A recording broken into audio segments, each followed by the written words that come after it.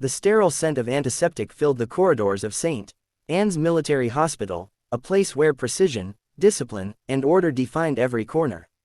Machines beeped in cold rhythm, marking the fragile balance between life and death. But in room 407, that rhythm had become painfully uncertain. General Marcus Ellison, decorated, disciplined, and known for his steel will, stood like a broken statue beside his daughter's hospital bed. His once commanding voice trembled as he looked at her pale face. "Come on, Lily," he whispered, gripping her small hand. "You've fought harder battles before, sweetheart." Lily, only 12, had been diagnosed with a rare neurological disorder that none of the 22 doctors who had examined her could reverse. Each specialist had arrived with hope and left defeated, offering the same rehearsed condolences: "We've done everything we can." But the general wasn't a man who accepted defeat easily. He'd led troops through war zones, negotiated peace in fractured regions, and survived ambushes where hope was a luxury. Yet here, in this sterile room, with his daughter slipping away, his medals meant nothing. For 2 months, Lily had drifted in and out of consciousness. Her body was frail, her spirit fading. Machines kept her alive, but even the hum of technology seemed to grow weaker with every passing day. That evening, as the hospital's corridors dimmed and visiting hours ended, a janitor named David entered the room with his mop and bucket. He moved quietly, careful not to disturb the grieving man or the sleeping child. David was a single father himself. His daughter, Emma, was roughly Lily's age, bright, curious, and the center of his world. He worked double shifts to afford her schooling after his wife passed away in a car accident 3 years earlier. Life had dealt him more blows than he could count, but he met each one with quiet resilience. As David mopped near the bed, he noticed something. Lily's fingers twitched, barely, but distinctly.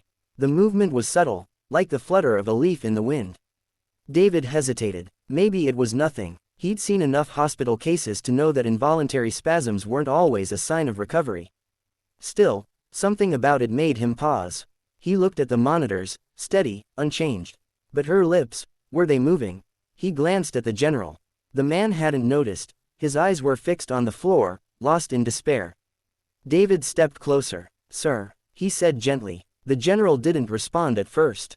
When he finally looked up, his face was worn with sleeplessness. "Yes, I think she moved," David said, unsure if he should have spoken. The general frowned, his voice heavy with exhaustion. "We've seen that before, just nerves. The doctors said it doesn't mean anything." David nodded but didn't move away. "Maybe. But, sir, sometimes people respond differently to sounds, to voices they know. Has she heard any music lately?" The question seemed strange, almost intrusive, but there was something sincere in David's tone, something that made the general pause. "She used to love music," the general said quietly. "Her mother used to play the violin for her every night before she passed." David smiled faintly. "My Emma loves music too.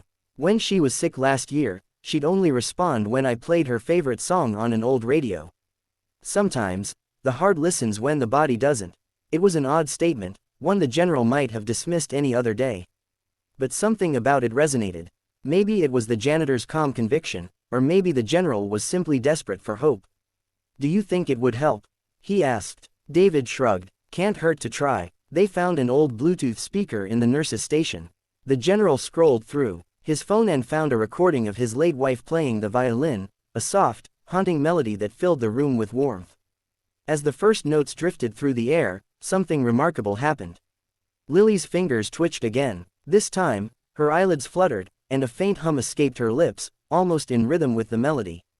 The general's heart leapt. "Lily," he whispered, leaning close. Her lips moved again, barely audible.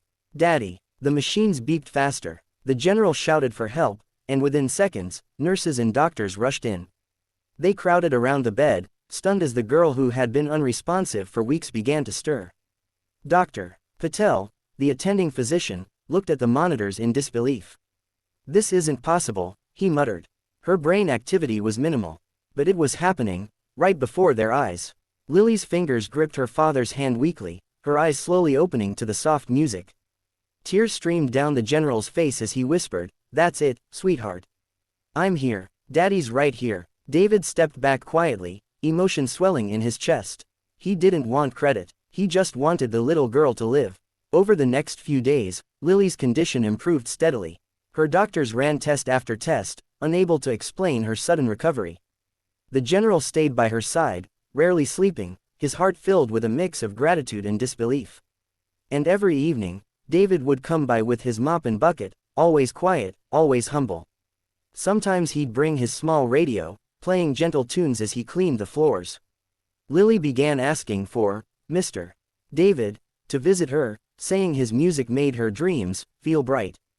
The general couldn't ignore what had happened. He requested to see David after Lily was discharged from the ICU.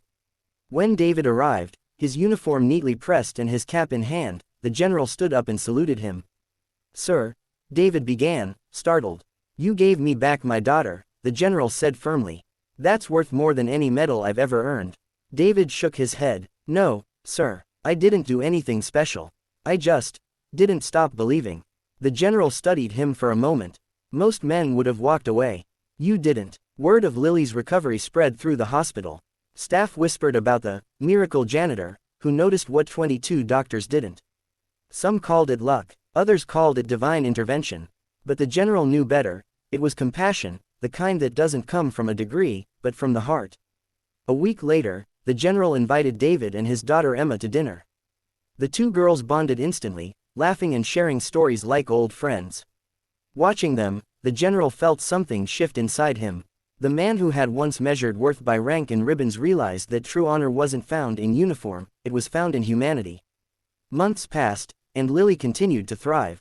Her recovery became the subject of medical studies and conferences, yet no doctor could fully explain it. The general retired early, choosing to spend his days with his daughter and volunteer at children's hospitals. David, still the humble janitor, found his life changing in unexpected ways. The general quietly arranged for Emma's education to be fully funded, calling it a small debt that can never be repaid. When David protested, the general smiled. "Let me do this, for Lily, and for you." Years later, Lily stood on a stage, graduating top of her class in neurology. In her commencement speech, she told the story of how 22 doctors had given up on her, but one janitor hadn't. "He didn't have a white coat," she said, her voice trembling with emotion. "He had a mop and a kind heart. And that made all the difference." In the front row, David sat next to the general, tears glistening in his eyes as the crowd erupted in applause. That night, after the ceremony, Lily found David backstage. "You once whispered, 'Wait,' when everyone else said it was over," she said softly. "You didn't just save my life, you changed it. I'm going to be the kind of doctor who listens, like you did." David smiled, his voice thick with pride. "Then I guess I did something right." As they stood there, framed by the soft glow of the auditorium lights, the world felt still for a moment, just as it had the night she first opened her eyes. Because sometimes, miracles don't come from science or skill. They come from compassion, the quiet kind that whispers when the world goes silent. And in that silence, a janitor's voice had said the one word that changed everything. "Wait, CO-friendly description, 150 words. A powerful real-life inspired story about hope, humanity, and the miracle of compassion." 22 doctors gave up on the 4-star general's daughter. Then a single dad janitor whispered, "Wait," follows the emotional journey of a military general whose dying daughter is saved not by medicine, but by the kindness of a humble janitor. When 22 specialists lose hope, a single father's small act of faith changes everything. This heart-touching story reminds us that miracles often come from unexpected places and that true strength lies in empathy and love. Perfect for readers who believe in second chances, human connection, and the unseen power of kindness.